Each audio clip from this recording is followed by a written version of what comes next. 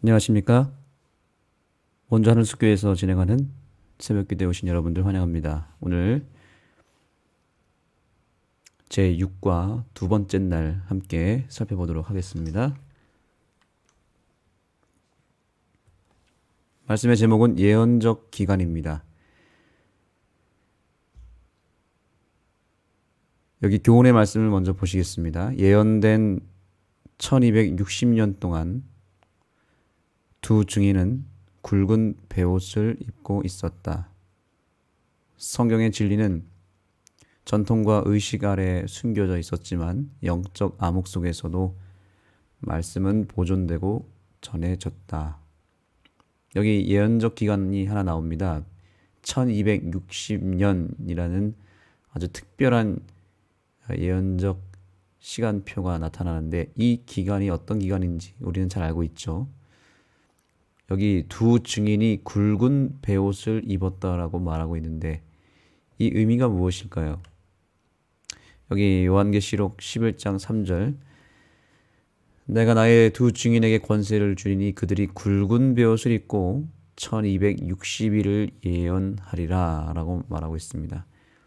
두 증인 즉 구약과 신약이 둘 다 굵은 베옷을 입고 1260일에 대한 예언을 할 것이다 라고 말하고 있는데 이 말씀이 그대로 성경에 이루어졌죠.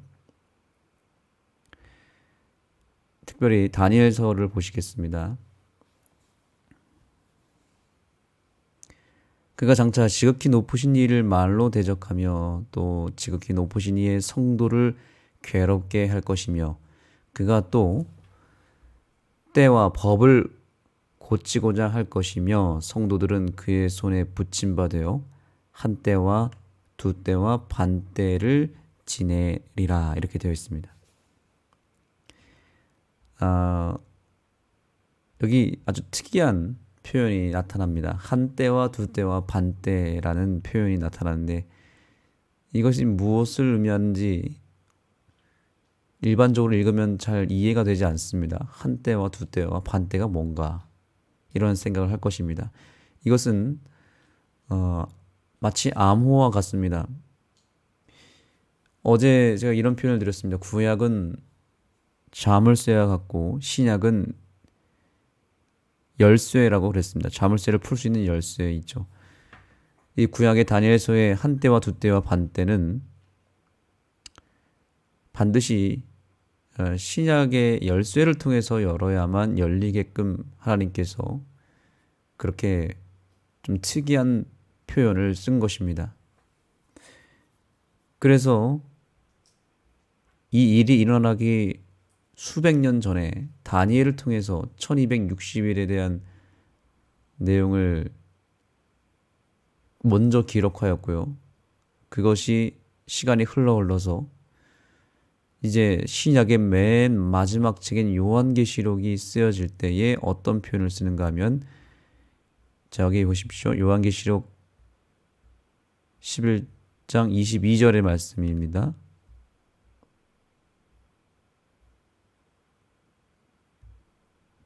성전 바깥 마당은 측량하지 말고 그냥 두라. 이것은 이방인에게 주었은즉 그들이 거룩한 성을 42달 동안 짓밟으리라 이렇게 되어 있습니다. 여기 또 특별한 기간이 나오는데 42달입니다. 이것을 어떻게 풀죠? 우리는 잘 알고 있습니다. 42달을 어떻게 계산하냐면 한 달을 30일로 계산해서 42달을 하니까 1260일이 나옵니다. 이것을 예언적 시간 계산법에서 하루를 1년으로 상징한다고 봤을 때 1260일이 되는 것입니다. 이것이 한 때와 두 때와 반 때를 또한 상징합니다. 한 때를 1년으로 계산했을 때 이것은 한 때 그리고 1년, 두 때는 2년, 반 때는 반년, 6개월 해서 개월수로 하게 되면 그것이 정확하게 42개월입니다. 그래서 이것은 하나님의 원수들은 1260일 동안 하나님의 진리를 발로 짓밟고 하나님의 두 증인인 구약과 신약은 이와 같은 기간에 대해서 예언한다라고 말하고 있습니다. 그러니까 구약의 다니엘서의 예언을 신약의 요한계시록이라고 하는 열쇠를 통해서 열어서 설명해 준 것입니다. 이 기간이 상당히 중요했기 때문에 하나님은 노골적으로 이 사건을 쓰기에 앞서서 교황이라고 하는 단어를 쓴다거나 또 1260년 몇 월 며칠 이렇게 쓰면 이 책이 남아났겠습니까? 교황이라는 표현 유럽 1260년이라고 바로 나오면 우리야 편하겠지만 해석할 필요도 없고요.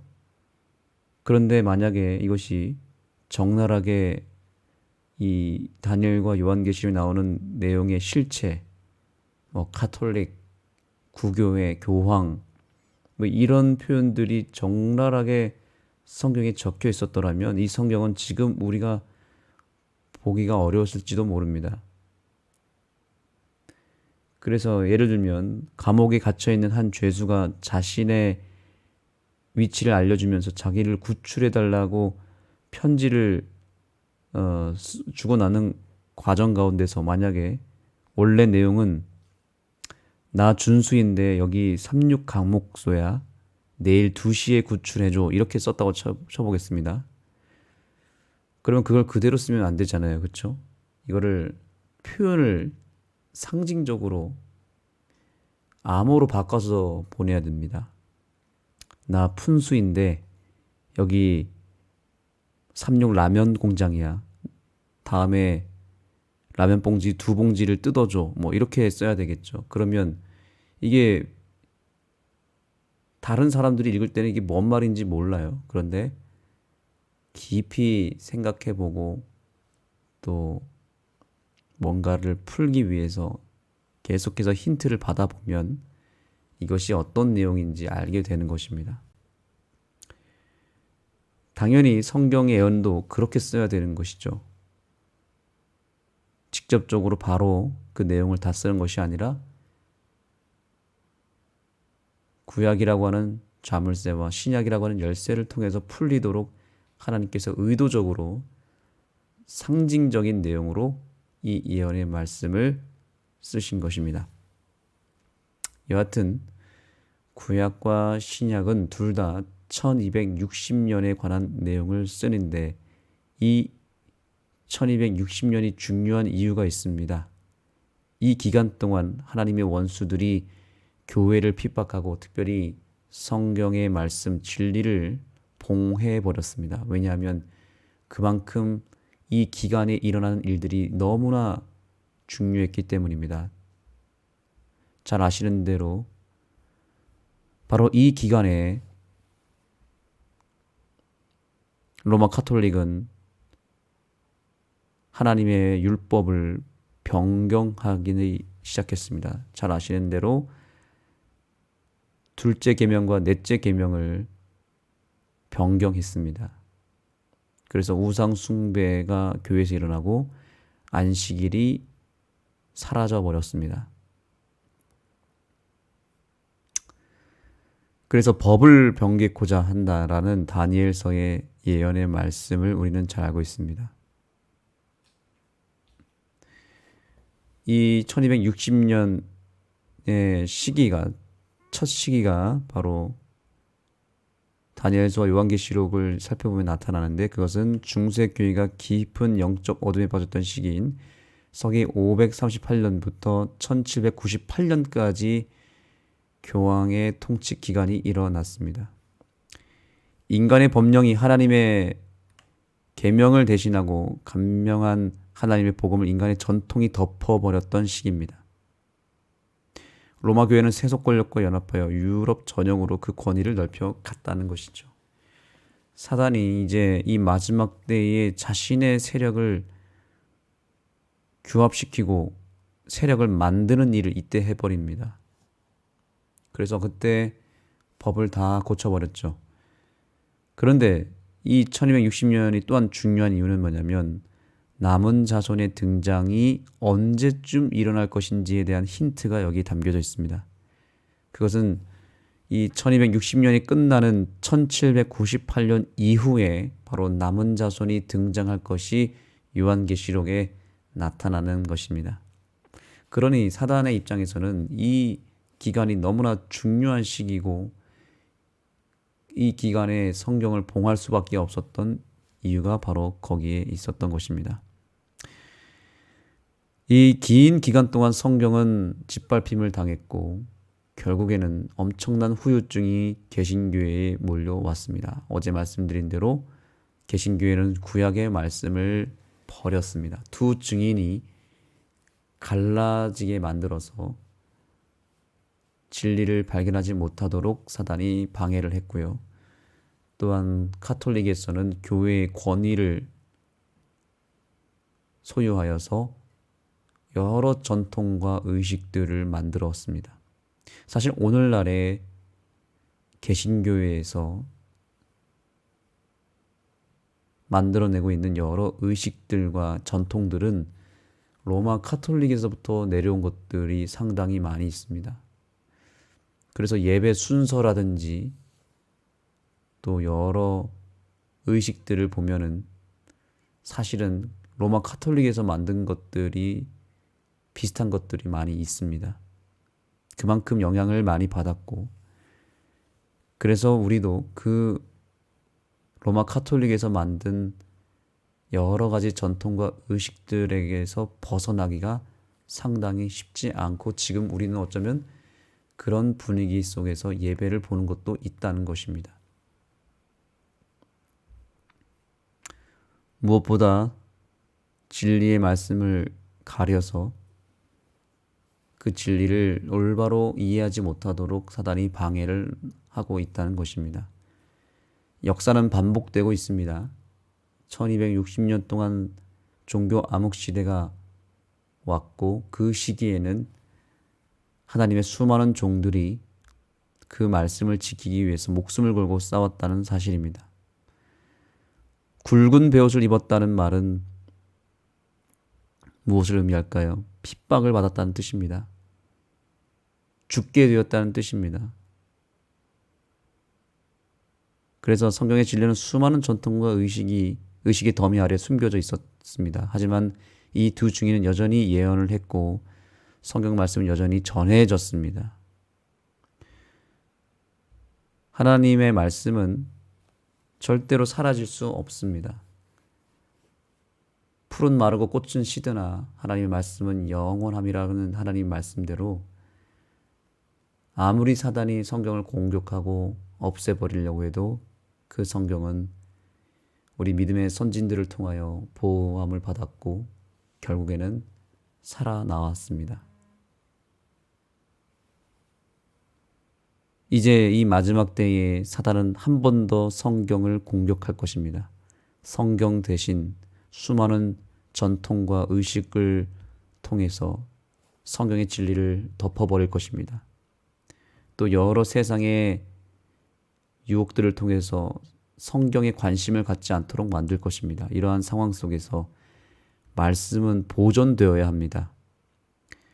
지금 영적 암흑 시대가 두 번째 도래했는데 이 흑암 중에도 말씀을 소중히 여기고 그 교훈대로 살았던 사람들이 지금도 있어야 합니다. 그 당시에도 바로 하나님의 말씀을 온전히 이해하고 그 말씀대로 순종했던 사람들에 의해서 성경의 말씀이 보존되었던 것처럼 지금도 사단의 이 극심한 공격 가운데서도 소수이지만 하나님의 말씀을 사수하는 백성들을 하나님은 남겨두셨습니다. 지금은 사단이 전략을 바꿔서 무력으로 힘으로 성경을 공격하지 않습니다.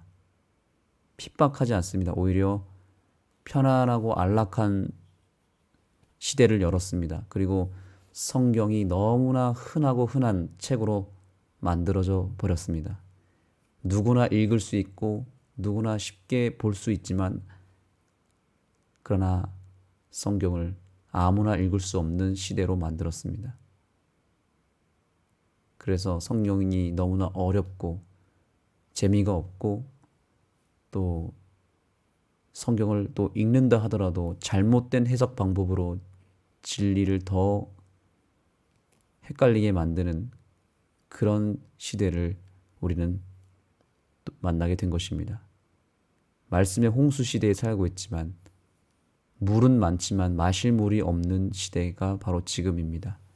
바로 이러한 때에 하나님은 저와 여러분을 부르셨습니다.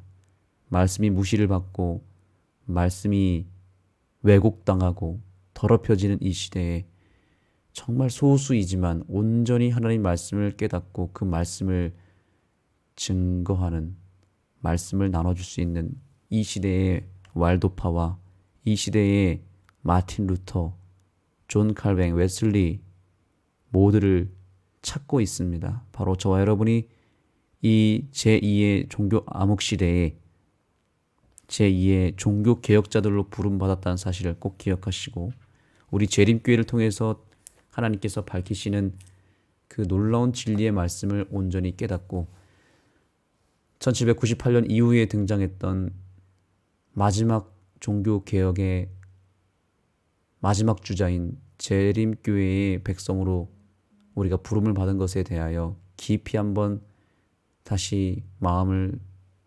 상기시키시고 이 교회의 사명을 내 인생의 중심 가운데로 세우고 하나님의 말씀 두 증인인 구약 성경과 신약 성경을 온전히 이해하는 백성으로, 그리고 그것을 정말 목숨을 다하여 증거하는 백성으로 거듭나게 되기를 간절히 소망합니다. 기도하시겠습니다. 하나님의 예언의 말씀을 통해서 이 마지막 때가 어떻게 흘러갈 것이고 또한 마지막 남은 무리가 어떻게 등장할 것인지 알려주셔서 감사합니다. 바로 저희가 1260년 그 예언의 시간이 지나고 나면 하나님의 말씀을 이 세상에 증거할, 세천사의 기별을 증거할 백성으로 저희를 세워주셨다는 것을 다시 한번 확인하게 되었습니다.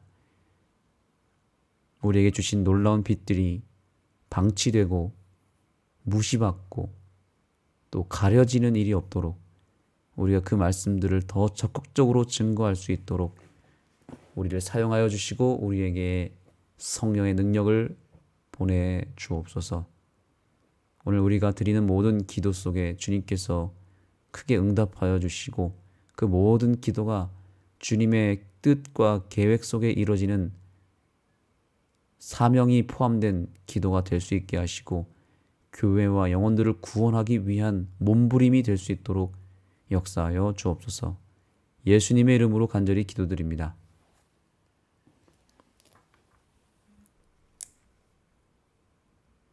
기도의 시간을 갖겠습니다.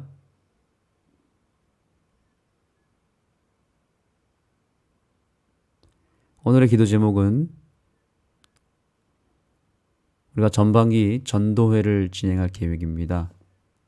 가정 세미나를 우리가 계획했고 거기에 맞춰서 교회 전반적인 여러 프로그램과 행사를 진행할 예정입니다.